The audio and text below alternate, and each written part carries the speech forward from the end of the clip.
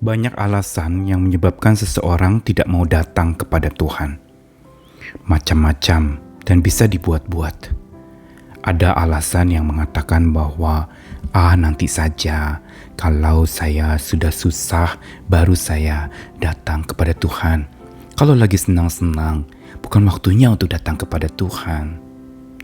Namun sebaliknya ada juga yang merasa bahwa baru mau datang kepada Tuhan kalau dia sudah sempurna. Hidup saya sempurna, keluarga saya sempurna, kesehatan saya sempurna. Itu waktu paling tepat untuk saya datang kepada Tuhan. Ini adalah alasan-alasan yang kerap diungkapkan. Padahal sebenarnya apakah Tuhan menantikan kita datang dengan kesempurnaan? Sesungguhnya tidak. Dia menerima kita apa adanya. Dia menyambut kita sebagaimana seorang ayah yang menyambut anaknya yang pulang. Dipeluknya, didekapnya, dikasihinya. Walaupun anaknya itu tidak sempurna. Walaupun anaknya itu berbuat jahat. Walaupun anaknya itu sudah memberontak kepada ayahnya itu. Bukankah ini yang ada di dalam kisah dalam kitab suci? Seorang anak yang sudah mengambil warisan dari sang ayah, pergi meninggalkan, dan lalu kemudian berfoya-foya dengan uang dari ayahnya itu. Dia pakai untuk memuaskan keinginan hatinya sampai dia jatuh miskin. Dan saat dia jatuh miskin habis-habisan, baru dia datang kepada Tuhan. Dan hari itu dia kembali kepada bapaknya, tapi yang luar biasa, bapaknya menyambut dia begitu rupa. Padahal keadaan anak bungsunya ini adalah keadaan yang sama sekali tidak sempurna. Sudah menyakiti, sudah menghabiskan harta ayahnya, tapi Tuhan menyambut dia. Dan gambaran si bapak itulah yang menggambarkan kasih Tuhan yang tiada bersyarat. Dia menyambut kita apa adanya. Dengan segala lebih dan kurang kita, dia terima. Dengan segala luka, duka, tapi juga sukacita kita, dia terima. Karenanya, jangan tunggu sempurna baru mau datang kepada Tuhan. Karena sesungguhnya bukan karena kita datang kepada Tuhan, maka kita sempurna. Tapi karena Tuhan datang kepada kita, menyempurnakan kita, baru kita menjadi bernilai dan sempurna. Saya Nikolas Kurniawan menemani lagi dalam Sabda Tuhan hari ini dari 2 ayat saja. Pertama di Matius 11 ayat 28, sebuah undangan untuk semua pengikut Tuhan. Marilah kepadaku semua yang letih lesu dan berbeban berat, aku akan memberi kelegaan kepadamu.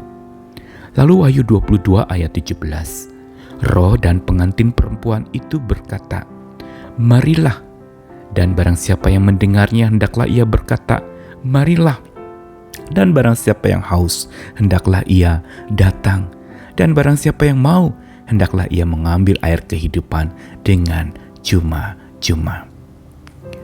Dalam arogansi seseorang yang merasa diri beragama, seringkali kesempurnaan itu dikejar begitu rupa. Dan dengan segala macam kesempurnaan, mungkin mengetahui sabda Tuhan atau berjuang melakukannya. Namun itu semua sebenarnya bukan untuk syarat kita datang kepada Tuhan. Tuhan justru membuka tangannya, menyambut setiap kita apa adanya. Dan itu yang tercantum dalam Injil Matius 11 ayat 28 tadi. Mari kepadaku semua yang letih lesu dan berbeban berat. Ayat ini tidak mengatakan mari kepadaku semua yang sedang riang gembira, yang sedang kuat, yang sedang semangat, ayo datang kepadaku. Malah Yesus menggambarkan, ayo yang datang kepadaku, justru yang letih lesu dan berbeban berat, ayo datang kepadaku, aku akan beri kelegaan kepadamu. Di bagian lain Tuhan Yesus juga ingatkan, seringkali justru yang membutuhkan tabib itu bukannya orang sehat atau orang yang merasa diri sehat, Tapi yang tahu dirinya sakit, yang sadar dirinya sakit, itulah yang membutuhkan tabib, itulah yang membutuhkan seorang penyembuh. Dan ini yang seringkali terjadi dalam zaman Yesus, di mana banyak orang-orang beragama yang tidak datang kepada Tuhan. Kenapa? Karena mereka udah merasa sempurna dengan segala keagamaannya, dan datang kepada Tuhan pun dengan segala arogansi dan kesempurnaan yang mereka pikir itu adalah sempurna. Tapi justru Tuhan mengatakan, ayo semua yang letih lesu, berbeban berat, yang penuh dosa, datang kepadaku. Seringkali kita ada lagi yang mengatakan, tunggu dosa saya beres baru saya mau datang kepada Tuhan. Memang siapa yang membereskan dosa kita? Tidak ada. Dan satu-satunya yang bisa membereskan dosa kita hanyalah Dia yang menebus dosa kita, yaitu Tuhan kita Yesus Kristus. Lalu dalam Wahyu 22 ayat 17, ayat-ayat pamungkas di penutup kitab Wahyu, roh dan pengantin perempuan itu mengundang, marilah. Dan lalu kemudian dikatakan, barang siapa yang haus, hendaklah ia datang.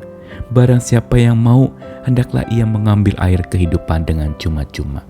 Sekali lagi gambaran orang yang haus, hendaklah ia datang. Namun seringkali kita berpikir kita ini sudah kenyang, tidak perlu lagi datang. Atau nanti tunggu saya kenyang, tunggu saya sudah tidak haus lagi, baru saya datang. Tetapi Yesus mengatakan, saat engkau haus, ayo datang. Saat engkau letih lesu dan berbeban berat, ayo datang kepadaku, aku beri kelegaan. Di bagian lain dikatakan, serahkan khawatirmu, maka Dia akan memelihara engkau. Berarti jangan tunggu khawatir kita hilang baru datang kepada Tuhan, tapi datang dengan segala kekhawatiranmu. Bukankah ini ketidaksempurnaan hidup? Begitu juga dengan segala lukamu, sakit hatimu, kepahitanmu, datang kepadanya. Jangan tunggu sempurna baru mau datang kepada Tuhan. Tuhan kita bukan juri lomba yang cari siapa yang tertinggi nilainya. Justru Dia cari mereka yang sama sekali tidak bernilai, yang sama sekali disingkirkan orang, yang sama sekali dianggap orang-orang itu adalah nilainya rendah. Justru Tuhan menyambut mereka. Dia sambut anak-anak, Dia sambut perempuan pada masa itu yang disingkirkan dan diremehkan oleh orang-orang pada waktu itu. Dan inilah kekuatan Tuhan kita. Dia bukan mencari orang-orang yang bernilai tinggi, tapi Dia menjadikan orang-orang itu justru bernilai tinggi karena cintanya yang luar biasa. Dia bukan cari orang-orang yang sempurna, tapi Dia justru datang mencari orang-orang yang tidak sempurna, untuk orang yang tidak sempurna itu datang kepadanya dan baru bisa disempurnakan. Ayo, pesan sabda Tuhan hari ini sederhana. Jangan tunggu sempurna baru mau datang kepada Tuhan. Datanglah kepadanya apa adanya. Datanglah padanya apapun yang menjadi pergumulanmu, ungkapkanlah. Dia pasti membuka tangannya, menerima dan menyambut kita. Dia buka matanya, memperhatikan dan mengawasi kita. Dia buka telinganya, mendengarkan dan menemani hidup kita. Selamat datang, dan jangan lupa untuk datang setiap saat kepadanya, karena Dia menantikan kita untuk senantiasa datang. Amin.